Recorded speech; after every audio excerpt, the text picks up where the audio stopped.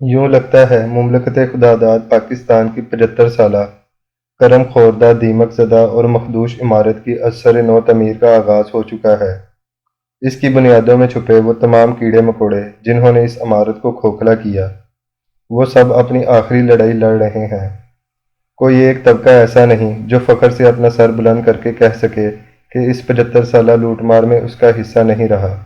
اس وقت تو عالم یہ ہے کہ اس مرحوم قوم کے تن مردہ میں گوشت نہ ہونے کے برابر ہے اور تمام گدیں آپس میں لڑ رہی ہیں۔ بات اب نظام عدل کی بلند و بالا عمارتوں کے بڑے بڑے ایوانوں تک جا پہنچی ہے۔ دنیا کا ابتدائے آفرینش سے یہ اصول رہا ہے کہ جب جھگڑا بڑھ جائے، تصفیہ کرنا ممکن نہ ہو اور کوئی انصاف سے کام نہ لے، تو پھر آپس میں دست و گریباں گروہ کسی جرگے، پنچایت اور جدید دور میں عدالت جا پہنچتے ہیں۔ اجڑ گواڑ، جاہل اور تہذیب کی روشنی سے ناآشنا لوگ جو غاروں، درختوں کی کھوئیوں یا چھوٹی چھوٹی بستیوں میں رہا کرتے تھے، ان کے ہاں بھی اس قدر شعور موجود تھا کہ وہ جب اپنا معاملہ کسی پنچایت یا جرگے کے سامنے لے جاتے تو مکمل بھروسے اور اعتماد کے ساتھ لے جاتے اور ان کے فیصلے پر سر تسلیم خم کرتے اور منو ان اس پر عمل درآمد کرتے۔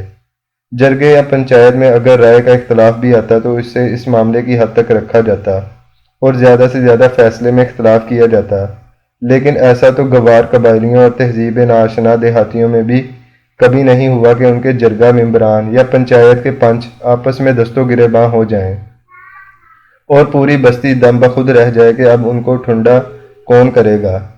پاکستان میں جہاں اور لاتعداد برائیوں کے آغاز کا صحرا شریف خاندان کے سر بندھتا ہے، وہیں عدلیہ کے اندرونی اختلافات کو عوام میں تماشا بنانے کے مکروہ فعل کا آغاز بھی انہی ذات شریف کی عطا ہے۔ دوسری دفعہ جب نواز شریف 2/3 اکثریت سے جیت کر آئے تو پاؤں زمین پر نہیں ٹکتے تھے، ہر کسی کو غلام بنانے کی دھن ان کے سر پر سوار تھی۔ وزیر اعظم بننے کے بعد وہ فیصل آباد کے دورے پر گئے اور اپنے ساتھ پاکستان ٹیلی ویژن کے کیمرے بھی لے گئے۔ ایک کھلی کچہری لگی۔ مسلم لیگ کے رہنما اور نواز شریف کے رشتہ دار شیر علی کو محکمہ انہار کے ایک شریف النفس افیسر پر غصہ تھا کہ وہ ان کی بات نہیں مانتا۔ یہ افیسر اس قدر ایماندار تھا کہ گزر اوقات کے لیے رات کو ہومیوپیتھک کلینک کرتا تھا۔ شیر علی اس کے خلاف دھاڑ رہا تھا اور 2/3 اکثریت والے وزیر اعظم کا چہرہ لال ہوتا چلا جا رہا تھا، اور پھر ایک دم فرمان شاہی جاری ہوا، ہتھ کڑی لگا دو، اور اس افیسر کے ساتھ 3 اہلکاروں کو ہتھ کڑیاں لگا دی گئیں۔ چیف جسٹس سجاد علی شاہ نے از خود نوٹس لیا اور کہا کہ یہ وزیر اعظم کوئی شہنشاہ تو نہیں کہ صوبائی معاملے میں مداخلت کرتا پھرے، اور ان چاروں کو بحال کر دیا۔ چیف جسٹس کا یہ اقدام نواز شریف کی آمرانہ طبیعت کو ناگوار گزرا۔ اتنے میں ایک اور واقعہ ہو گیا۔ وابڈہ اپنی وصولیوں کی ایک مہم پر نکلا ہوا تھا کہ چیف جسٹس نے یہ وصولیاں روک دیں۔ وزیر اعظم نواز شریف نے کابینہ کی میٹنگ میں انتہائی حقارت کے لہجے میں کہا، دیکھو یہ کیا کر رہا ہے۔ ابھی یہ معاملہ ٹھنڈا نہیں ہوا تھا کہ نواز شریف کے دماغ میں دہشت گردی کے خلاف خصوصی عدالتیں قائم کرنے کا خمار چڑھا۔ یہ وہ دور تھا جب ملک میں دہشت گردی برائے نام تھی، لیکن نواز شریف کا مزاج شاہانہ عام عدالتوں کے متوازی عدالتیں قائم کرنا چاہتا تھا۔ چیف جسٹس سجاد شاہ اس پر راضی نہ تھے۔ بات یہاں تک آ پہنچی کہ چودھری نثار علی خان کو حکم دیا گیا کہ وہ چیف جسٹس کے خلاف قرارداد لے کر آئیں۔ قرارداد کے متن کی ذمہ داری اس وقت کے سیکرٹری قانون اور سابقہ چیف جسٹس ثاقب نثار کے ذمہ تھی، جنہوں نے شہباز شریف کے ذریعے غصہ ٹھنڈا کروایا، مگر جذبہ انتقام ٹھنڈا نہ ہوا۔ اس کے بعد وہ کھیل شروع ہوا جس نے پاکستان کے عدالتی نظام کی بنیادیں ہلا کر رکھ دیں۔ نواز شریف نے سپریم کورٹ کوئٹہ بینچ میں تعینات اپنے منظور نظر جج حضرات کو سجاد علی شاہ کے خلاف فیصلہ کرنے کو کہا۔ کوئٹہ میں ہونے کی وجہ سے اس سارے ڈرامے کا میں عینی شاہد ہوں۔ پٹیشن جمع کروائی گئی۔ سجاد علی شاہ نے رجسٹری کے دفتر کو تالا لگوا کر متعلقہ افراد کو اسلام آباد بلوا لیا۔ راتوں رات تالا توڑا گیا اور 3 ججوں نے اپنے ہی چیف جسٹس کے خلاف پٹیشن سننا شروع کر دی۔ بحرانوں کا دیوتا شریف الدین پیرزادہ وہ وہاں دلائل دیتا اور حال کھچا کھچ برا ہوتا۔ کہا جاتا ہے کہ ایسے میں جسٹس رفیق تارڑ ایک بریف کیس کے ہمراہ کوئٹہ کے ایئرپورٹ پر اترے۔ بنچ نے چیف جسٹس کو برطرف کر دیا، لیکن اس کے جواب میں چیف جسٹس نے بنچ کا حکم کالعدم قرار دے دیا، مگر جسٹس سعید الزمان صدیقی نے اپنے ہی چیف جسٹس کا حکم معطل کر دیا۔ نواز شریف نے سجاد علی شاہ کی جگہ اجمل میاں کو چیف جسٹس بنانے کی سمری صدر فاروق لغاری کو ارسال کی، کیونکہ کوئٹہ بنچ نے انہیں سب سے سینئر قرار دیا تھا۔ یہاں سے کشمکش اپنے عروج پر جا پہنچی۔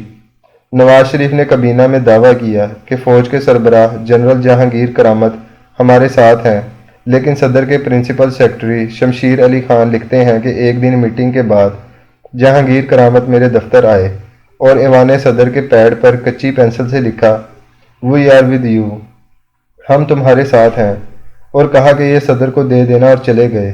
ایسے میں 27 نومبر 1997 کو وہ دن آ گیا جب پنجاب ہاؤس سے مسلم لیگ نون کے جتھے اپنے لیڈر کی انا کی تسکین کے لیے سپریم کورٹ پر چڑھ دوڑے اور ججوں کو اپنی جان بچانے کے لیے چیمبر میں چھپنا پڑا۔ چوجدی شدات اور گوہر ایوب دونوں اپنی کتابوں میں لکھتے ہیں کہ نواز شریف کہتے پھرتے تھے کہ میری خواہش ہے کہ میں اس چیف جسٹس کو ایک دفعہ ہتھ کڑی لگاؤں۔ جب سپریم کورٹ پر حملہ ہو رہا تھا تو سجاد علی شاہ نے آئین کے آرٹیکل 190 کے تحت فوج کو بلایا، لیکن جہانگیر کرامت کی وہ تحریر کچی پینسل کی طرح کچی ہی ثابت ہوئی۔ فاروق لغاری شریف النفس آدمی تھے، استعفیٰ دے کر چلے گئے اور سجاد علی شاہ 3 ہفتے کی رخصت پر روانہ ہو گئے۔ ان کی غیر موجودگی میں سپریم کورٹ کے تمام ججوں نے فل کورٹ بینچ بنایا اور سجاد علی شاہ کو بلایا کہ بتاؤ کہ تمہیں 3 سال پہلے غیر قانونی طور پر کیسے چیف جسٹس لگایا گیا تھا۔ فیصلہ ہوا اور اجمل میاں کو پاکستان کا چیف جسٹس لگا دیا گیا۔ انعامات کی بارش میں رفیق تارڑ کو صدر پاکستان بنایا گیا۔ سعید الزمان صدیقی کو پہلے صدارتی امیدوار اور پھر بستر مرگ پر سندھ کا گورنر لگا دیا گیا۔ قسمت بیچارے جنرل جہانگیر کرامت کی خراب رہی کہ نواز شریف نے ان میں خودداری کے جراثیم دیکھے اور ان سے استعفیٰ لے لیا۔ سپریم کورٹ کے چیف جسٹس نے ایک بار پھر آئین کی سربلندی کے لیے تمام نادیدہ قوتوں کی پرواہ کیے بغیر فیصلہ کر دیا ہے کہ الیکشن کروائے جائیں۔ دیکھیں اس پر کیسے عمل درآمد ہوتا ہے، یا پھر سب دعوے کچی پینسل کی تحریر ثابت ہوتے ہیں۔ وقت بہت بدل چکا ہے، قضاء و قدر کے فیصلے اب کچھ اور ہیں۔ 1997 کی عدالتی جنگ کو صرف چند افراد، اخبارات یا اقتدار کے ایوانوں میں موجود لوگ جانتے تھے، لیکن موجودہ جنگ کے گواہ 22 کروڑ عوام ہیں جو اب مملکت پاکستان کی تباہی کے ذمہ داروں کو خوب پہچان چکے ہیں، اور وہ بنیادوں میں چھپے ان کرداروں کو باہر نکال کر دم لیں گے جنہوں نے اسے کھوکھلا کر دیا ہے۔ وقت بدل چکا ہے، تقدیر بدل چکی ہے، بوسیدہ عمارتیں گرا کر تعمیر نو کے دن آ چکے ہیں۔